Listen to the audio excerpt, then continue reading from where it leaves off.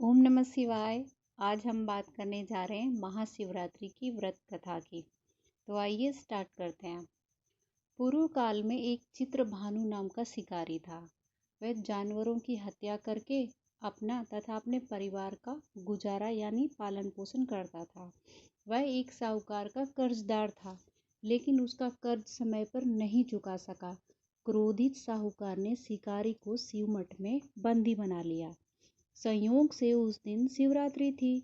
शिकारी ध्यान मग्न होकर शिव संबंधी धार्मिक बातें सुनता रहा। चतुर्दशी को उसने शिवरात्रि व्रत की कथा भी सुनी। शाम होते ही साहूकार ने उसे अपने पास बुलाया और कर्ज चुकाने के बारे में बातें की। शिकारी अगले दिन सारा कर्ज चुका देने का वचन देकर बंधन से छूट गया। अपनी दिनचर्या की भांति वो जंगल में शिकार के लिए निकल पड़ा, लेकिन दिन भर बंदी गृह में रहने के कारण भूख प्यास से व्याकुल था। शिकार खोजता हुआ वह बहुत जंगल में बहुत दूर तक निकल गया। जब अंधकार हो गया तो उसने विचार किया कि रात जंगल में ही बिताने का इंतजाम करना होगा। बेल वृक्ष के नीचे शिवलिंग था, जो बेल पत्रों से ढका हुआ था। शिकारी को उसका पता ना चला। पड़ाव बनाते समय उसने जो टहनियाँ बेल पत्र से तोड़ी, संयोग से शिवलिंग पर गिरती चली गई। इस प्रकार दिन भर भूखे प्यासे शिकारी का व्रत भी हो गया और शिवलिंग पर बेल पत्र चढ़ाकर पूजा भी हो गई। एक पहर रात्रि बीत जाने पर एक गर्भिणी हिरनी तालाब पर पानी पीने पहुंची। शिकारी ने धनुष पर तीर चढ़ाकर ज्यों ही प्रत्यंचा खींची, हिरनी बोली, मैं गर्भिणी हूँ, शीघ्र ही प्रसव करूंगी। तुम एक साथ दो जीवों की हत्या करोगे, जो कि ठीक नहीं है। मैं बच्चे को जन्म देकर शीघ्र ही तुम्हारे पास आ जाऊंगी, तब तुम मुझे मार लेना। शिकारी ने प्रत्यंचा ढीली कर दी। हिरनी जंगली झाड़ियों में लुप्त हो गई। प्रत्यंचा चढ़ाने तथा ढीली करने के वक्त कुछ और बेलपत्र अनायास ही टूटकर शिवलिंग पर गिर गए। इस प्रकार उससे अनजाने में ही प्रथम पहर का पूजन भी संभव हो गया। कुछ ही देर बाद एक और हिरनी उधर से निकली। शिकारी की प्रसन्नता का तो ठिकाना ही नहीं रहा। समीप आने पर उसने धनुष पर बाण चढ़ाया। तब उसे देख हिरनी ने विनम्रता पूर्वक निवेदन किया, हे शिकारी, मैं थोड़ी ही देर पहले ऋतु से निवृत्त हुई हूँ, कामातुर हूँ, विरहिणी हूँ। मैं अपने पति से मिलकर शीघ्र ही तुम्हारे पास आ जाऊंगी। शिकारी ने उसे भी जाने दिया। 2 बार शिकार को खोकर उसका माथा ठनका। वह चिंता में पड़ गया। रात्रि का आखिरी पहर बीत रहा था। इस बार भी धनुष से लगकर कुछ बेलपत्र शिवलिंग पर जा गिरे तथा दूसरे पहर की पूजन भी हो गई। तभी एक अन्य हिरनी अपने बच्चों के साथ उधर से निकली। शिकारी के लिए वह स्वर्णिम अवसर था। उसने धनुष पर तीर चढ़ाने में जरा सी भी देर नहीं लगाई। वह तीर छोड़ने ही वाला था कि हिरनी बोली, हे शिकारी, मैं इन बच्चों को इनके पिता के पास या हवाले करके लौट आऊंगी। इस समय मुझे मत मारो। शिकारी हंसा और बोला, सामने आए शिकार को छोड़ दूं? मैं ऐसा मूर्ख नहीं हूँ। इससे पहले मैं 2 बार अपना शिकार खो चुका हूँ। मेरे बच्चे भूख प्यास से व्यग्र हो रहे होंगे।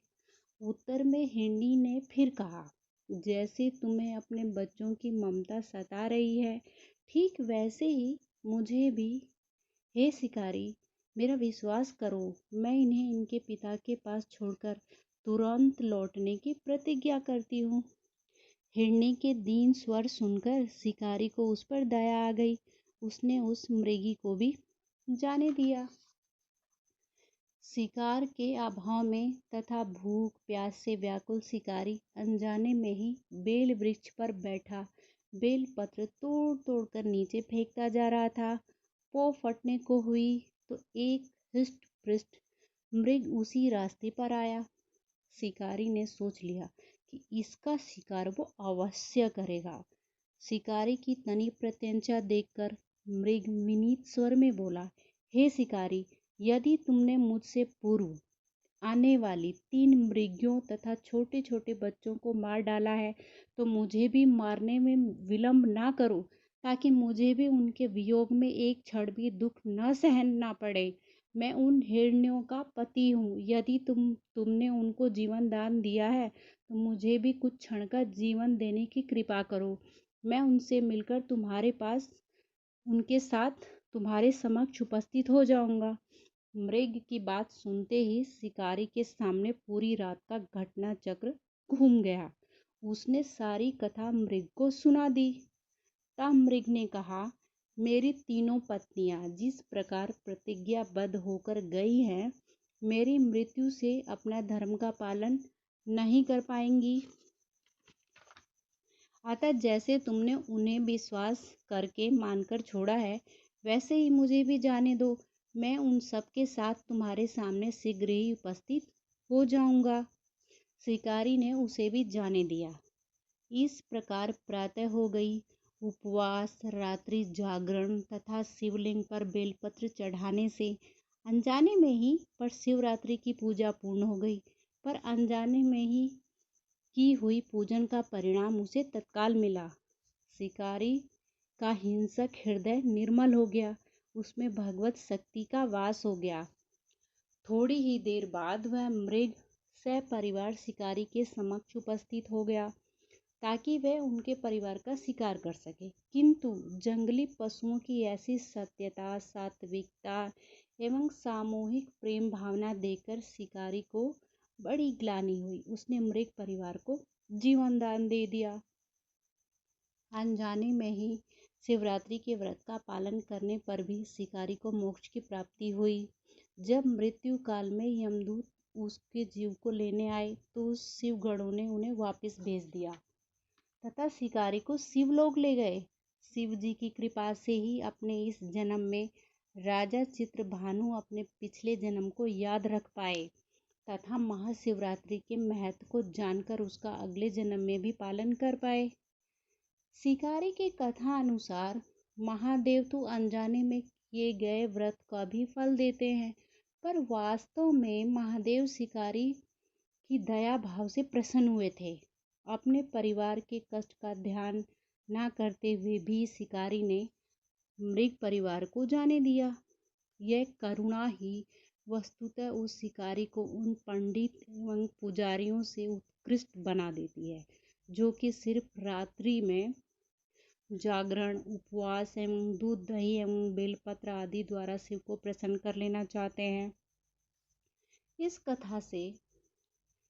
कथा से या इस कथा में सबसे महत्वपूर्ण बात यह है कि इस कथा में अनजाने में हुए पूजन पर विशेष बल दिया गया है।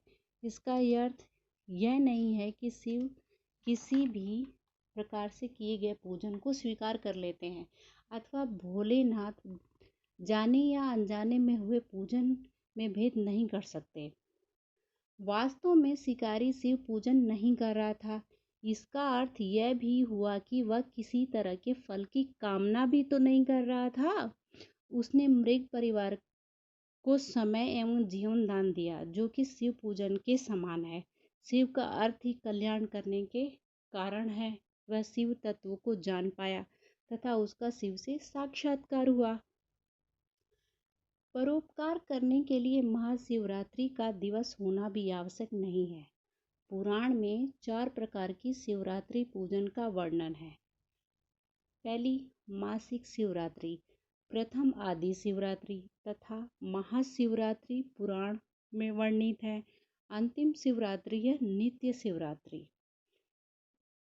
वस्तुतः प्रत्येक रात्रि ही शिवरात्रि है, अगर हम उन परम कल्याणकारी आशुतोष भगवान में स्वयं लीन होकर और स्वयं को लीन कर दें तथा कल्याण मार्ग का अनुसरण करें, वही शिवरात्रि का सच्चा व्रत है।